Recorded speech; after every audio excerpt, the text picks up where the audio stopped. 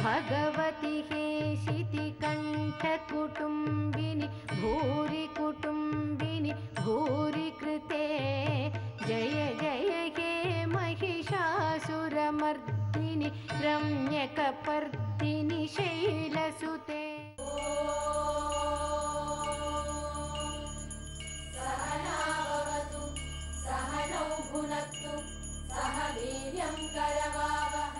ஸ்ரீ வித்யோபாசனாசக்தம் ஸ்ரீ வித்யாபீடபூஷணம் ஸ்ரீ வித்யாபினவம் வந்தே ஸ்ரீ கிருஷ்ணானந்த சத்குரும். அனைவருக்கும் இனிய காலை வணக்கம். தேவியினுடைய அளவற்ற கருணையை பற்றி நாம் சிந்தித்து கொண்டிருக்கிறோம். கொடுத்தல் என்பது இருக்கிறதே, அது நிச்சயமாக ஒவ்வொரு மனிதனுக்கும் இருக்க வேண்டிய ஒரு மிகப்பெரிய குணம். கொடுத்து பழக வேண்டும். கொடுத்து சிவந்த கரங்களாக இருக்க வேண்டும். மனிதன் வாழ்க்கையிலே கொடுக்கிறவனாக இருக்கிறவன் தான் என்றைக்கும் நிலைத்த புகழோடு இருக்கிறான். மிக அழகான செய்தியை சொல்லுவார்கள். ராமநாதபுரத்திலே பாஸ்கர சேதுபதி அவர்கள் மாமன்னராக வீற்றிருக்கிற பொழுது நவராத்திரி குலு நடைபெறுகிறது. அந்த நவராத்திரி குலு சமயத்திலே எல்லோரும் அந்த சபையிலே வீற்றிருக்கிறார்கள். மன்னருக்கு பக்கத்திலே ஒரு இருக்கை காலியாக இருக்கிறது. எப்பொழுதும் பெரியவர்களுக்கு பக்கத்திலே இருக்கை யார் போய் அமர்வது என்ற யோசனையோடு காலியாகவே இருக்கும். அகலாது அணுகாது தீக்காய்வார் போல் இகல் வேந்தர் சேர்ந்து ஒழுகுவார் என்று சொல்லுவார் வள்ளுவ பெருந்தகை. பெரிய மனிதர்கள் பக்கத்திலே போய் நாம் பேசினோம் என்று சொன்னால் அவர்களுடைய பக்கத்திலே பேசக்கூடிய சூழ்நிலையிலே நம்முடைய மூச்சு காற்று அவர்கள் மேலே படும். அவர்களை விட்டு சற்று விலகி வந்தால் நம்முடைய பேச்சு அவர்கள் காதிலே விழுகாது. டிஸ்டன்ஸ் என்று சொல்லுவார்களே, சரியான தொலைவிலே நின்று கொண்டு பேச வேண்டும். எப்பொழுதும் பெரியவர்கள் பக்கத்திலே அமர்வதற்கு சற்று எல்லோரும் யோசிப்பார்கள். அப்படித்தான் அந்த நவராத்திரி குலு மண்டபத்திலே எல்லோரும் அமர்ந்திருக்கிறார்கள். மாமன்னர் பாஸ்கர சேதுபதி இருக்கிறார். வேம்பத்தூர் பிச்சு ஐயர் என்று சொல்லக்கூடிய ஒரு மிகப்பெரிய கவிஞர், மிகப்பெரிய வரகவி, அவர் அங்கே வருகிறார். வருகிற பொழுது மாமன்னர் பாஸ்கர சேதுபதி உள்ளே இருந்து சொல்லுகிறார், வேம்புவுக்கு இங்கே இடம் இல்லை என்று சொல்லுகிறார் விளையாட்டாக. எல்லா இடமும் நிரம்பி போயிருக்கிறது. அவர் பக்கத்தில் இருக்கக்கூடிய இடம் அவருக்கு காலியாக இருப்பது நினைவில்லை. ஆகையினாலே அங்கிருந்து சொல்லுகிறார், வேம்புவுக்கு இங்கே இடம் இல்லை என்று சொல்லி சொன்னவுடனே வேகமாக வேம்பத்தூர் பிச்சையர் வந்து ராமநாதபுரம் பாஸ்கர சேதுபதி அவர்கள் அருகிலே அமர்ந்து கொண்டு சொன்னாராம், அரசுக்கு பக்கத்திலே வேம்புவுக்கு எப்பொழுதும் இடம் உண்டு என்று சொன்னாராம். அப்படி இருவரும் ஒருவரோடு ஒருவராக அன்பாக கலந்து கொண்டிருக்கிற பொழுது மாமன்னர் ஒரு கேள்வி கேட்கிறார். வாசனையில் மிக்கதுவும் வானவரில் மிக்கவரும் பூசனையில் மிக்கதுவும் எது என்று கேட்கிறார். இந்த கேள்விக்கு அப்படியே விடை தர வேண்டும், கவிதையிலேயே சொல்ல வேண்டும். அப்படி சொல்லுகிறாராம் வேம்பத்தூர் பிச்சை. அவர் சொல்லுகிற பொழுது கீர்த்தி புகழ் என்று சொன்னார். கீர்த்தி புகழ் தெய்வம் முருகேசன் அவருக்கு சாற்றும் நன் மலரே எப்பொழுதும் உள்ள வாசனை என்று சொல்லுகிறார். அப்படி கீர்த்தி புகழ் இருக்கிறதே, அந்த புகழ் எதனால் வருகிறது என்று சொன்னால் கொடுப்பதனால் தான் வருகிறது. யார் கொடுக்கிறார்களோ, யார் கொடுத்து பழகுகிறார்களோ அவர்களுடைய பெயர்தான் காலம் காலமாக இந்த உலகத்திலே நிலைத்து நின்று கொண்டே இருக்கிறது. அப்படி கொடுப்பவர்களை இந்த வரலாறு பேசுகிறது. அவர்கள் இருக்கிற காலம் மட்டுமில்லை, இந்த உலகம் இருக்கிற வரைக்கும் அவர்கள் பேசப்பெறுகிறார்கள். எத்தனையோ பெரிய பெரிய தர்மங்களை எல்லாம் செய்தவர்களை பார்க்கிறோம் நாம்.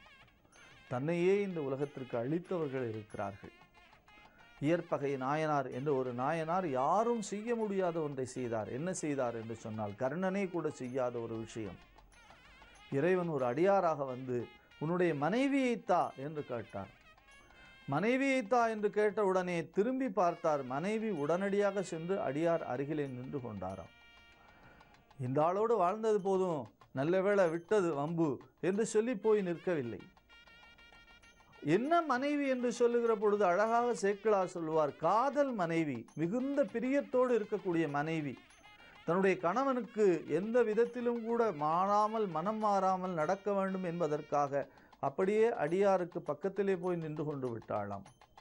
இன்றைக்கு பெண் இயக்கங்கள் எல்லாம் இந்த செய்தியை கேட்டால் கோபப்படுவார்கள். ஆனால் கொடுப்பதிலே உச்சத்தை சொன்னார்கள். இந்த கொடுப்பதிலே உச்சம் மனைவியே கொடுத்தாராம். கொடுத்து விட்டு ஊர் எல்லை வரைக்கும் கொண்டு போய் பத்திரமாக விட்டுவிட்டு திரும்பி வந்தார். அப்படி திரும்புகிற பொழுது இவருடைய உறுதிப்பாட்டை பார்த்து இறைவன் ஓலமிட்டாராம். இயற்பகை முனிவா ஓலம், ஈண்டு நீ வருவாய் ஓலம், அயற்பிலாதானே ஓலம் என்று ஓலமிட்டாராம். வேதங்களெல்லாம் இறைவனை ஓலமிட்டு அழைக்கின்றது. வேதங்களெல்லாம் ஓலமிட்டு அழைக்கக்கூடிய தன்மையுடைய இறைவன் இயற்பகையை பார்த்து ஓலமிட்டாராம். அத்தகைய சிறப்புமிக்க தன்மையினாளாக திரும்பி பார்க்கிறார் இறைவன். காட்சி தந்து மனைவியை திரும்பி கொடுத்தாராம். யாரும் செய்ய முடியாத ஒரு விஷயம் இயற்பகை நாயனார் செய்த ஒரு அற்புதம். கொடுப்பது என்பது இருக்கிறதே அத்தனை பெரிய விஷயம். இங்கே அம்பிகை என்ன தந்திருக்கிறாள்? தன்னுடைய இடத்தையே கொடுத்து விட்டாளாம்.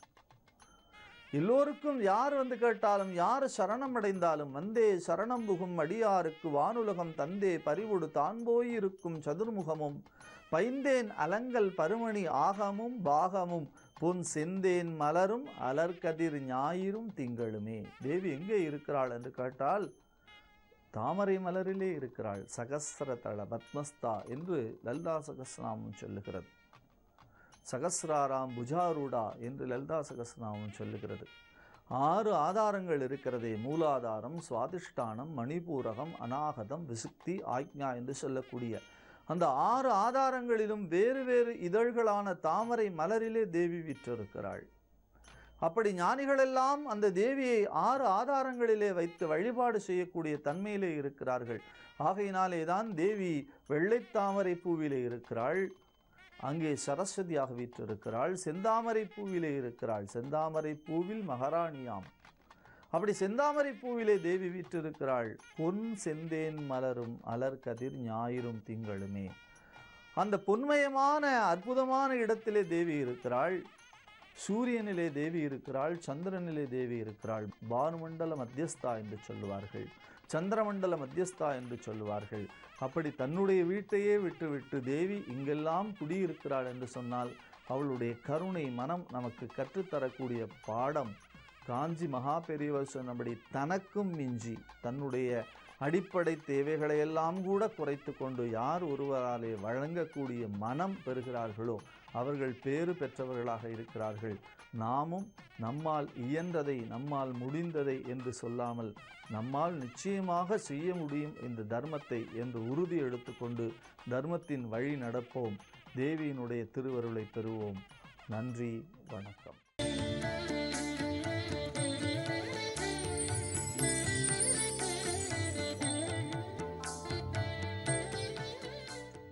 ஸ்ரீ குருப்யோ நமக. ஓம் காஞ்சிவாசாய வித்மகே சாந்தரூபாய திமகி தன்னோ சந்திரசேகரேந்திர பிரச்சோதயாத். ஜீ தமிழ் தொலைக்காட்சி நேயர்கள் அனைவருக்கும் பி. சுவாமிநாதனின் இனிய காலை வணக்கம். தெய்வத்தின் குரல் நிகழ்ச்சியில் அந்த விசாகனோட அனுபவத்தை நம்ம பார்த்துட்டு வரோம். அந்த விசாகன் 3.5 வயது விசாகன் மருத்துவமனையில் ஐசியூவில் அனுமதிக்கப்பட்டு, அதாவது 3வது மாடியிலேருந்து கீழே விழுந்தான்.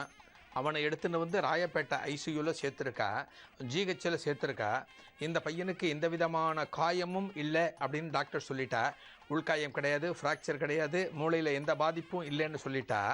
ஆனாலும் இந்த பையனுக்கு நினைவு திரும்பலை அப்படிங்கிறதுனால இவன் கண்முழிச்சு பேசின பிறகு தான் இவன் சகஜமாக இருக்கான்னு சொல்ல முடியும். அதனால் இவன் கண் விழிக்கும் வரை நாம் அனைவரும் காத்திருப்போம்.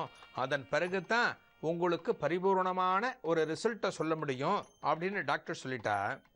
பையன் கண்ணு திறந்து பார்த்துட்டான். அப்பாவை பார்த்து கரெக்டாக அப்பான்னு கூப்பிட்டுட்டான். அம்மாவை அம்மான்னு கூப்பிட்டுட்டான். டாக்டரை பார்க்குறான், எல்லாரையும் பார்க்குறான். அப்போ தான் டாக்டர்ஸ் கேட்குறா, மாடியிலேருந்து கீழே விழும்போது என்ன நடந்ததுன்னு கேட்கும்போது ஒன்று ஒன்றா சொல்கிறான். இதனோட தொடர்ச்சியாக கடைசியாக டாக்டர் ஒரு கஷ்டமான ஒரு கேள்வியை கேட்குறார். நீ மொட்டை மாடியிலேருந்து கீழே விழ ஆரம்பித்த போது அந்த தரையை தொடுகிற வரைக்கும் அந்த செகண்ட்ஸில் என்ன நடந்ததுன்னு உனக்கு ஞாபகம் இருக்கா? ஏன்னா ஒரு எலுமிச்சை மரத்து மேலே நீ விழுந்து அந்த மரத்தின் கிளைகளால் தாக்கப்பட்டு ஒரு வேகத்தோடு கீழே வந்து விழுந்திருக்க.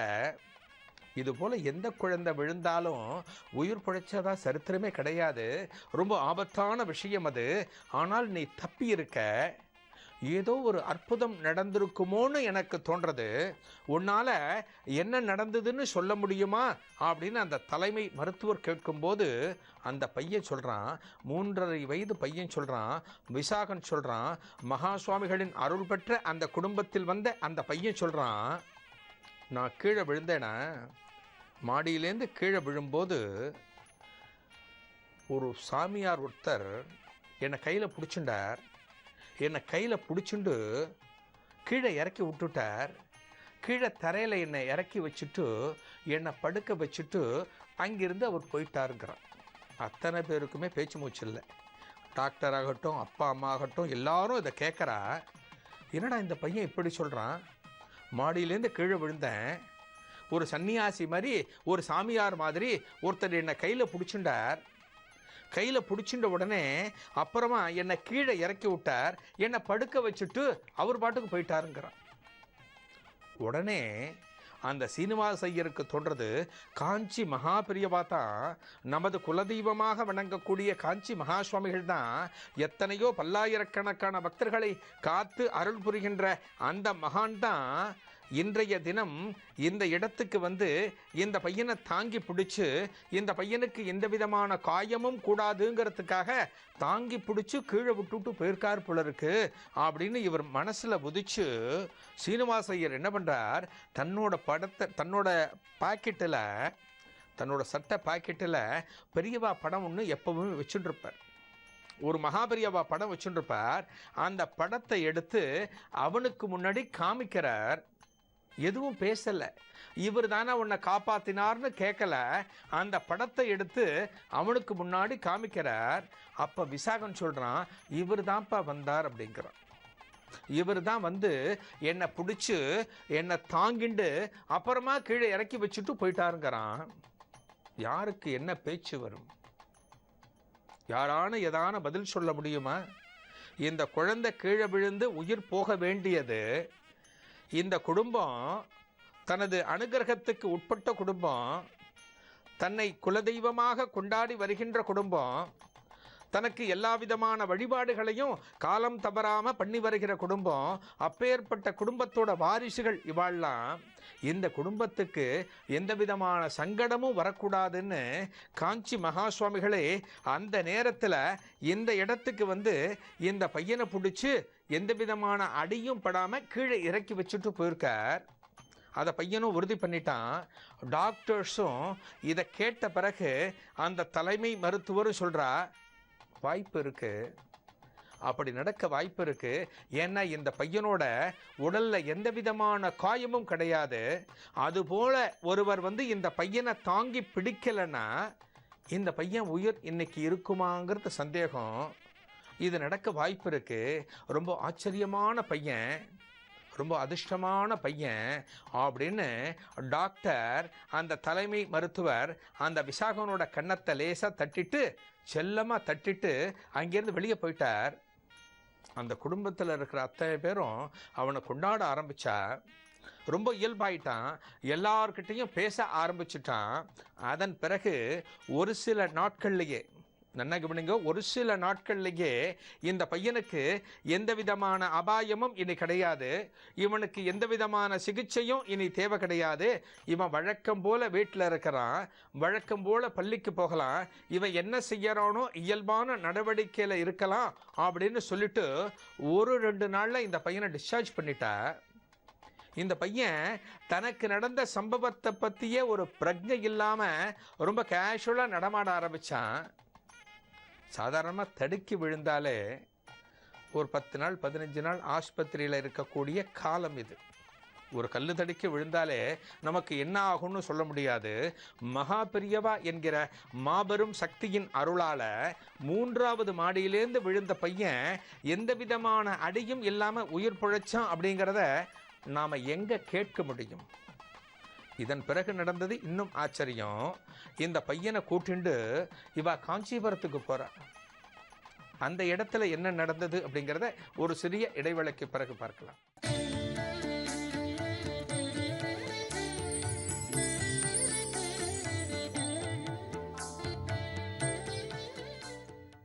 அந்த விசாகன் 1-2 நாளில் வீட்டுக்கு வந்தாச்சு, டிஸ்சார்ஜ் பண்ணியாச்சு.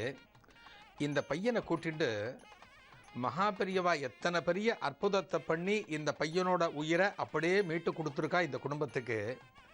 இதற்கு மகாசுவாமிகளை பார்த்து, மகாசுவாமிகளை நேரில் தரிசனம் பண்ணி அவற்றை ஒரு நன்றியை சொல்லணுங்கிறதுக்காக இந்த குடும்பத்தை சேர்ந்தவர்கள் இந்த விசாகனை கூட்டிண்டு ஒரு நாள் காஞ்சிபுரத்துக்கு போகிறா. ஒரு 2 வாரம் கழித்து காஞ்சிபுரத்துக்கு போகிறா. அந்த மகானோட சந்நிதிக்கு முன்னாடி போய் குடும்பத்தினர் அத்தனை பேரும் நமஸ்காரத்தை பண்ணி இந்த பையனையும் ஒரு நமஸ்காரம் பண்ண வச்சு எழுப்பி நிற்க வச்சு மகா சுவாமிகள்கிட்ட சொல்கிறா. திருவள்ளூர் ராமச்சந்திரையரோட குடும்பம் மகா சுவாமிகளுக்கு நன்றாகவே பரிச்சயம். அதனால் இவாள்கிட்ட பேசின்னு இருக்கா. பேசும்போது இந்த பையன் ஒரு 15 நாள் முன்னாடி மாடியிலேருந்து கீழே விழுந்தான், நீங்கள் தான் பெரியவா வந்து பிடிச்சி இவனை காப்பாத்தினேள் அப்படின்னு பெரியவா கிட்ட கண் கலங்க இந்த குடும்பத்தினர் அத்தனை பேரும் சொல்கிறா. அங்கே இருக்கக்கூடிய சிப்பந்திகளும் இதை கேட்குறா, அங்கே இருக்கக்கூடிய பக்தர்களும் இதை கேட்குறா. பெரியவா என்ன பண்ணுறா, எத்தனை பெரிய தெய்வம், ஒரு தெய்வத்துக்கு புகழ் வேண்டுமா, ஒரு தெய்வத்துக்கு பாராட்டு பிடிக்குமா, ஒரு தெய்வத்துக்கு என்ன பிடிக்கும், தெய்வத்துக்கு எல்லாமே சமநிலை தானே, ஒரு உணர்ச்சிகள் அந்த இதெல்லாம் உண்டா தெய்வத்துக்கு. அந்த மகா சுவாமிகள் சொல்கிறார், இவர் சொல்கிறத கேட்டுட்டு பெருசாக கடன்னு சிரிச்சுட்டு அங்கே இருக்கக்கூடிய ஒரு சிப்பந்தியை பார்த்து சொல்கிறார், இவன் மாடியிலேருந்து விழுந்தானா, இவனை நான் போய் தாங்கி பிடிச்சேனா, இவாளெல்லாம் சொல்கிறா அப்படின்னு சொல்லிட்டு கடன்னு மகா சுவாமிகள் சிரிக்க ஆரம்பித்தாலாம். எந்த கிரெடிட்டையும் மகா சுவாமிகள் எடுத்துக்கொண்டதே கிடையாது. அந்த தெய்வத்தை ஆத்மார்த்தமாக நாம் நம்பினோம் அப்படின்னா நமது ஒவ்வொரு செயல்கள்லையும் எந்த ஒரு நிலைப்பாட்டிலையும் நமக்கு பக்கத்தில் இருப்பார், நமக்கு அருள் பண்ணுவார், ஒவ்வொரு செயலையும் நம்ம பக்கத்தில் இருப்பார். அந்த பக்தி நமக்கு வரணும். மகா சுவாமிகள் பக்தி, மகாபெரியவன் மேலே ஒரு பக்தி நமக்கு வந்துடுத்துன்னா எல்லாமே அந்த தெய்வம் நம்ம கூட இருக்கிறது, அந்த தெய்வம் நம்ம இருக்கிற இடத்துல இருக்குது, அப்படித்தான் நம்ம எண்ண தோணும். பாம்பேயில் அந்த காலத்தில் கணபதினு ஒருத்தர் இருந்தார். அந்த கணபதியும் அவரோட மனைவியும் மகா சுவாமிகள் மேலே அத்தியந்தமான பக்தி. பக்தினா பக்தி, அப்படி ஒரு பக்தி. அந்த மகா சுவாமிகளோட பாதுகையில் ஏதோ சில வைரங்கள் பதிக்கணும் அப்படிங்கிறதுக்காக இந்த தாயார் எந்த விதமான ஒரு யோசனையும் இல்லாமல் தன்னோட வைரத்தோட்டை கழட்டி அந்த பாதுகையில் பதிக்கிறதுக்காக மகா சுவாமிகள் சந்நிதியில் அர்ப்பணிச்சாலாம். அந்த அளவுக்கு பக்தி. அந்த தெய்வம் எதை கேட்டாலும் கொடுத்துடும். இந்த கணபதிக்கு சென்னையில் ஒரு ஆப்ரேஷன் நடந்தது. அதுக்காக பாம்பேயில் இருக்கக்கூடிய அந்த இடத்தை விட்டு இவர்கள் வசிக்கக்கூடிய இல்லத்தை விட்டு ஒரு மாத காலம் சென்னையில் இருக்க வேண்டிய ஒரு சந்தர்ப்பம். இந்த ட்ரீட்மெண்ட்டுக்காக வர இவா கிரகத்தில், அதாவது பாம்பேயில் தினமும் மகா சுவாமிகளுக்கு ஒரு வழிபாடு பண்ணுவா, ஒரு பொருளை நைவேத்தியத்துக்கு வைப்பா. ஒரு மாதம் நம்ம சென்னைக்கு போகிறோமே, அந்த அம்மா கேட்குறா, கணபதியோட மனைவி கணபதிகிட்ட கேட்குறா, ஏங்க நம்ம ஒரு மாதம் சென்னைக்கு போகிறோமே, இங்கே இருக்கக்கூடிய மகா சுவாமிகளுக்கு, இங்கே இருக்கக்கூடிய காஞ்சி மகா சுவாமிகள் அப்படிங்கிற தெய்வத்துக்கு நம்மால் எந்த வழிபாடும் பண்ண முடியாது, இது பரவாயில்லையாங்க? ஒரு தெய்வத்தை நம்ம வணங்காமல் ஒரு மாதம் எப்படி இருப்போம்?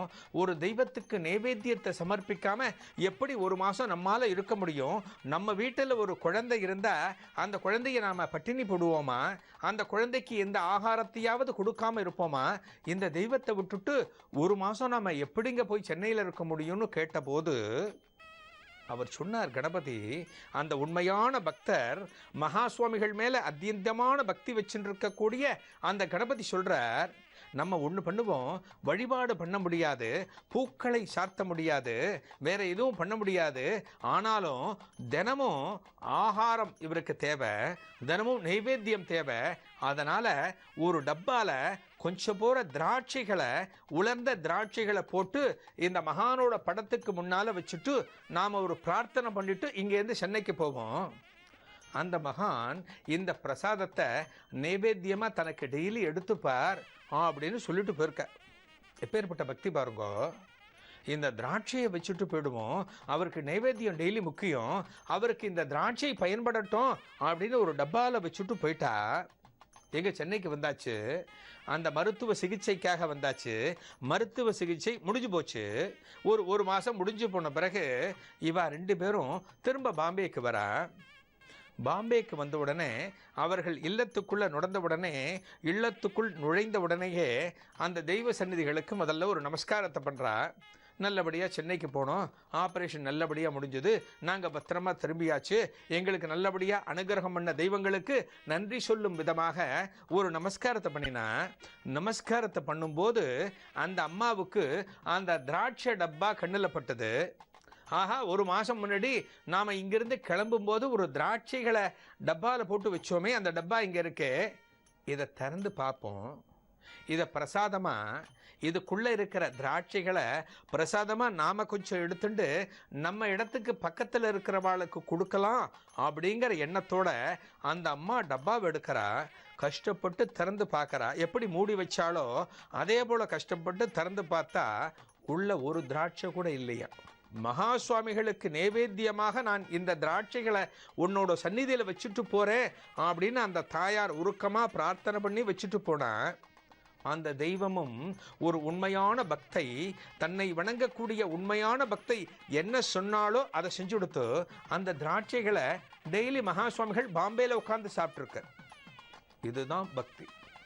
மகா சுவாமிகள் மேலே நாம் பக்தி செலுத்தணும் அப்படின்னா எல்லாவற்றையுமே நாம் நம்ப வேண்டும்.